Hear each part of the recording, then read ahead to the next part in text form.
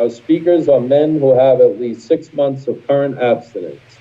Everyone except the speaker should mute themselves now so we don't have any background noise. Our speaker tonight is Tom. Welcome, Tom. After 15 minutes, our timer will give you a buzzer warning 5 minutes before the 20-minute time limit. Please make sure you are unmuted and begin your share now. And I think you already asked about recording. So thank you.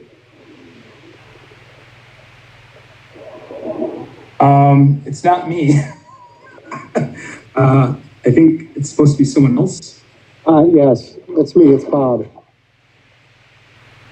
Hi, I'm Bob. I'm a compulsive overeater, and I believe I'm your speaker for this meeting. Yeah, sorry about that. No worries. It's all good. I was relieved there for a moment. I wasn't going to have to say anything. No, I'm actually very comfortable speaking. If you can, I see I was just spotlighted by the host. If you can spotlight me for a minute. I'm actually in here as two different people, and I'm going to try to share my screen so I can show you how it was. There we go. So this is how I look now, more or less. My hair is different. But I'm showing this picture to begin rather than a typical before picture, though this was before a relapse. I'm showing this photo because people that don't know me, that haven't known me for a while, which I would think is most of you guys, if not all of you, don't see me as a big person. They don't think of me as being a fat guy because I don't present as one, right? The person in the picture, I would say from my experience, just isn't perceived as a fat guy because he's not fat. And there's not necessarily any telltale sign there that he was. However, this is me also. This is actually a photo that got me thrown out of the Region 2 convention for Overeaters Anonymous. They weren't sure who it was, and they deemed it offensive and threw me out. But get a better picture of that. There I am on the right side of the screen in the white shirt. I have no idea what weight I was, but my top weight was 406 pounds. And I'm probably not quite 400 pounds there, but I'm up in the 300s somewhere.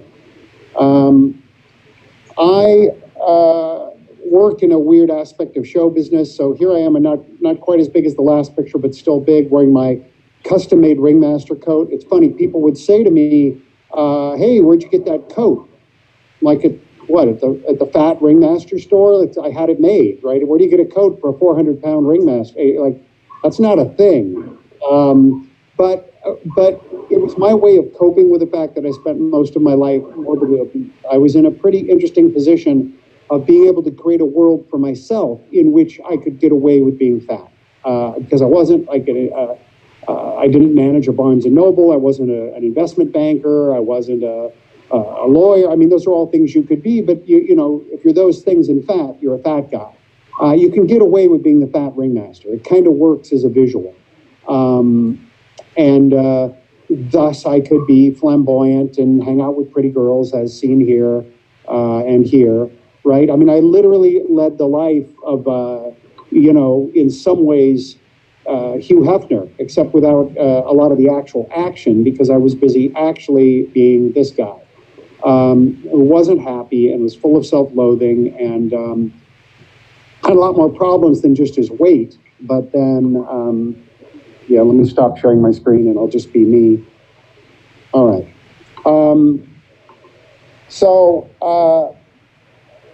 Yeah, you know, I was not a happy guy, and I don't want to go on about it too much, but because this is a men's group, it's interesting. I said you guys don't know me, but the truth of the matter is, you know, I'm taking a minute to look at the gallery view here at the other folks that have their cameras turned on, and I mean I'm 54 years old. I see some similar similar demographic people. Obviously, it's a men's meeting, and I assume most of you aren't here because, you know, guys that don't have problems with your weight. So I assume I know you all pretty well, or that you know me pretty well, right? Our stories are probably not different, except maybe you guys don't wear a ringmaster. I, I spent most of my life big. I ate and I ate and I ate. I'm a glutton. I eat like a shark or like Pac-Man. I just don't stop. There's no such thing as too much. There's never enough. I love food. So that's my background. I ate, I got bigger, I got bigger, I got bigger. I had a heart attack at 46 years old because I was huge. And then still, after the heart attack, I put on more weight. And I'm married with kids that I care about deeply, but still, it didn't matter. I have 7 stents in my heart, which is pretty extreme. I'm now 54 years old, 7 stents because I ate like a fucking pig and just couldn't stop.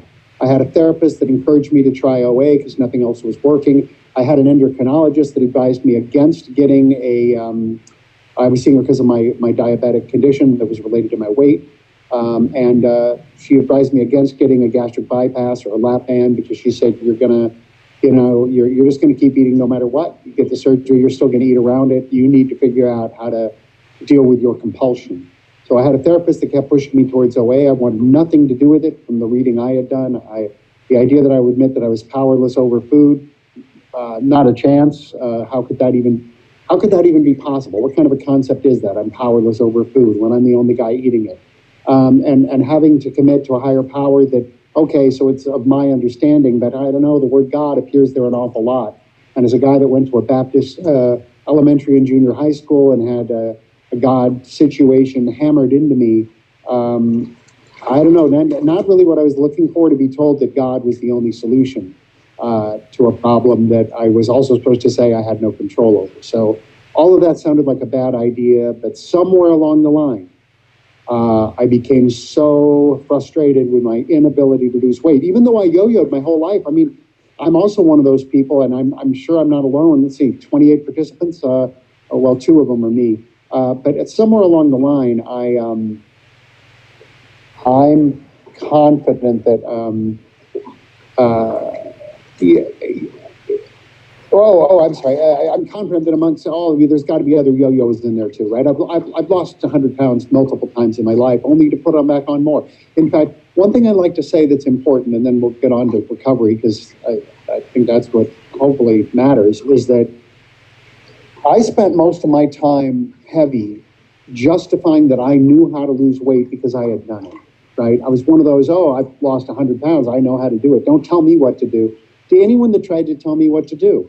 And a big aha moment for me that happened when I came into program for the first time, when I came to my first meeting, was that if you put a point on a graph when I was 18 years old or so, and then you graph my weight, it would be a jagged line going up and down like a yo-yo. It would be up and down, up 100 pounds, down 100 pounds, up 105 pounds, down 100.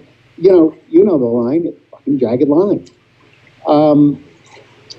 But my moment was to realize that if I only put 2 points on the graph, the point when I was 18 and any other point in time up until that moment, the graph only went up, which means I knew how to lose weight temporarily, but didn't actually know how to lose weight, right? Literally, if any time in my adult life, from the time it started to point X, the line went up, my weight went up, that's the truth. The true number is I always got heavier, always. So that's what allowed me to start programming, allowed me to realize that left to my own devices and my own thinking, there was only one place I was going, and that was up. So, yeah. And I started listening. I'm a talker. I like talking. I'm good at talking. But I was pretty quiet in those meetings, and I just started listening. So one of the first things I heard was someone share that they ate 3 times a day with nothing in between, right? Since then, I've heard a lot of other things. I've heard a lot of people with 3 meals and optional snacks. I mean, a lot of different variations. But what I heard that resonated with me was 3 meals, nothing in between, because I loved snacking. Anytime I had lost weight before, lots of like how many sugar-free Jell-O containers that don't count as anything can I eat during the day? Like, I love eating, so no calorie snacks. That's great. So I like what I was hearing, like eat 3 times a day. Yeah, that's a good idea. Stay away from overeating in the sense of why would I need to eat more than 3 times a day? That's a lot. I share that all the time to this day. 3 times a day. Do you know how often that is? I mean, to us as gluttonous people, it may not sound like much. Oh my God, I only get to eat 3 times a day. But imagine you were tortured 3 times a day. Imagine you were a prisoner somewhere, and 3 times a day, a guy in a weird hood and a robe comes into the room and tortures the fuck out of you. You would pray for that to not happen, even just once. You'd be like, could we just skip one? Could we skip one time today? 3 times a day is killing me. 3 times a day is plenty. I haven't had my dinner yet. I'm on the West Coast. I'll eat right after this. And you know what? When the meal's over, I'll eat again tomorrow. And then I'll eat again. And then I'll eat again. And then I'll eat the next day. And I'll eat every day for the rest of my life. And I'll eat 3 times a day. And it really won't be a problem. Right? Plenty of food. I can handle 3 times a day. So anyway. So I came in, I became abstinent. My abstinence was I don't overeat. I'm a calorie guy. I have a calorie parameter. It's given to me by medical team. I don't choose it for myself. I stick within my calories. My calories keep me, they get me to a healthy body weight. They keep me at a healthy body weight. I don't choose that weight. My medical team also chooses that. And I'll get to that in a moment, the fact that I don't make those decisions. But that's basically what it looks like now, is I have black and white abstinence. I eat 3 times a day, and I don't snack between meals. And I stick to my calorie limits. And, if someone really wants to know my food plan, my number is on screen right now, along with my name. And actually, and I'm going to quit my other personality here and get out of the meeting, as Bob asked number 2. So anyway, if you want to know more about my food plan, my number's on the screen. You're welcome to call me or text me anytime. I keep weird hours. If I'm awake, I'll answer my phone or I'll text you back. But basically, that's what I do. I have a food plan. And it's black and white. My abstinence is black and white. I know if I'm abstinent. There's no gray area. There's nowhere for me to mess around. And that's the biggest single thing I want to share right now is about sober eating. So I found a group of men. It's funny. I don't want to generally be in a men's group because how would I meet women? Right? I like girls. Like a men's group. What's that for? Well, that's for me to find recovery with people that share my story, frankly. Out here in LA, I happened across a group of men. They meet for breakfast every Sunday after a meeting, and they subscribe to a program of sober eating that is basically defined by not making autonomous food decisions. I am fired as the person who makes my food choices. This turned out to be a real eye-opener for me. And as I said, what I don't decide for myself is how much I should weigh, because I can't be trusted. I don't decide how much I should eat, because I can't be trusted. Right? And we've seen what happens when I decide how much I should eat. It ain't pretty. So I have those decisions made for me by someone else. They give me my calorie count. They've approved that I eat 3 times a day. And, and those are real meals. I eat 3 meals a day. I don't dick around with like, oh, I'm going to eat 5 calories for breakfast so I can eat all of my calories for dinner at the Caesars buffet in Vegas. Like, it doesn't work that way. 3 times a day. They're distributed rationally, my calories, and I eat, and it keeps me at a healthy body weight, and I don't think about it. And that's what I really want to get to here also, is that my sober eating approach to abstinence is really a step 0, because it is from there that I can work the steps, which is how I recover and become a person who's happy, joyous, and free, and can enjoy my life by not thinking about the food. So if you are not clear on your abstinence, if you do not have a black and white abstinence that you understand, I would encourage you to get one. That's my single greatest thing I've received from program. I understand that I'm powerless over food. I accept that only a power greater than myself can restore me to sanity.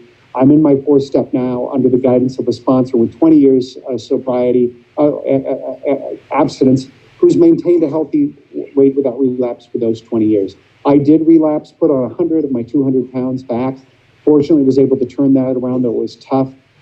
Maybe the relapse helped me to understand that it's possible. When I relapsed, I didn't think I would. I didn't think I'd ever relapse. Why would I go back? But I would go back because I have a disease. I would go back because I'm powerless over food, and all roads lead to food. Everything leads to me wanting an excuse to eat. I must not give in to any excuse to eat. I have to have rigid parameters. They have to be black and white so that I understand whether I've broken them or not. So I can look you in the eye and tell you whether or not I'm abstinent today, look myself in the mirror and tell you whether or not I'm abstinent today. I need to eat soberly as defined by my sober eating plan that I've gone over with a fellow that's got my back. And that's really it. By the way, we do a sober eating workshop where my group, I've been abstinent, my current abstinence is just over 6 months. As I said, I'm down 200 pounds. The men's group I'm part of puts on a sober eating workshop. We did one on the 16th of this month, which was recorded. I will put a link to that recording to the page it's hosted on in the chat. I will also put in the chat the password, the Zoom ID and password for, or actually I'll put the link to a flyer for an upcoming version of the sober eating workshop. I give you my sincerest encouragement to join us for that sober eating workshop and see what that's all about. If it sounds like an interesting approach to you, to be sober with food, not just abstinent, but to acknowledge that you use food like a drug and that you need to have a sobriety that stops you from using it for food. 5 minutes. And that's 5 minutes remaining? Yes. All right. So that kind of covers in broad strokes what I can say about my food journey, right? A guy that was all over the place with food, a guy who thought that it was enough to go to meetings and eat 3 meals a day and not work the steps.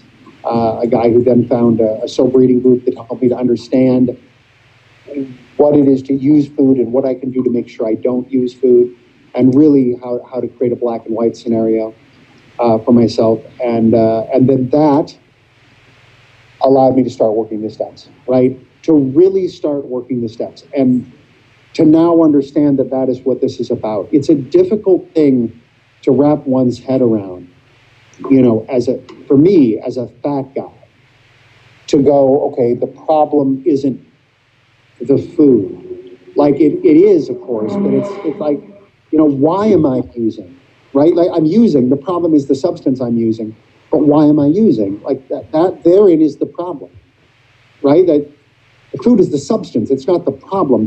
There's a problem that's driving me to the substance, that's driving me to the behavior. What do I do about that?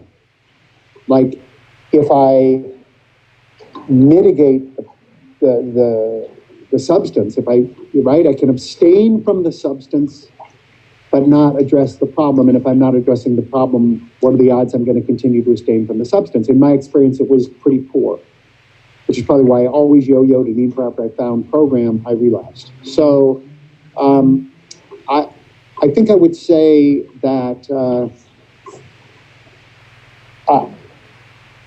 I'm pretty convinced that I better stay in, I better keep coming back, and I better work the steps. My approach to step 4, as given to me by my sponsor, is 170 question inventory. I do, when I'm being good, when I'm doing what I've agreed to do that I often flake on, I do a question a day and spend only about 10 minutes on it so that I don't go overboard with it. I'm at about question 80 of 170 questions. So, you know, I've still got months to go at a question a day, but I work it. I read those back to my sponsor. It's a long, very, very introspective process, looking at a lot of aspects of my life. But it keeps me moving forward. And that's what I need to do. And look, I love food. I'm not going to lie to you. I love my meals. I enjoy everything I eat. I eat things that I enjoy eating. I don't really eat desserts and, you know, sugary things. Not that I don't feel I could. I mean, if they were within my parameters, but why? Why fuck with that? You know, I like plenty of food that isn't those things. So I eat my calories. I eat them as real meals of foods of substance. But I don't really have particular foods I abstain from, other than like currently desserts. I don't identify as a sugar addict or a problem with flour. I'm not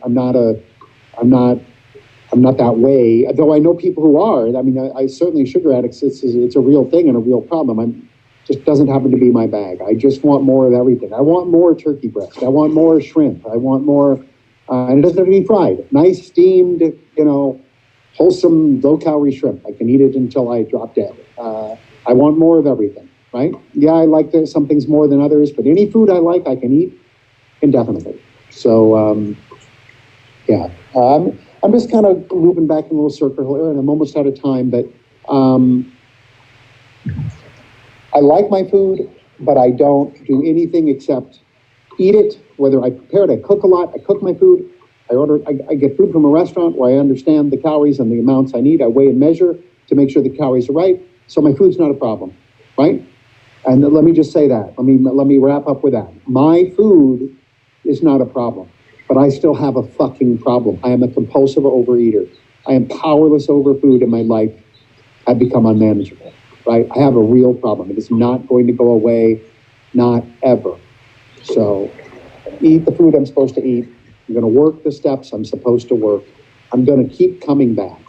And I'm going to make sure that the parameters by which I define my boundaries are clear, black and white to me, so that I know whether or not I am on the path.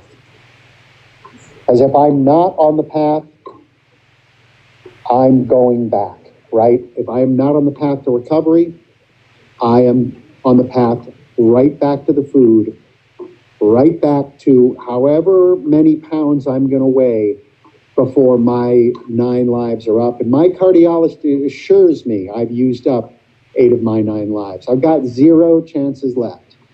So I'm on the path, or I'm headed right back to the food, which for me is probably right straight into a grave. So thank you for letting me share. I appreciate the opportunity to be here with all of you. Thank you. Thanks so much.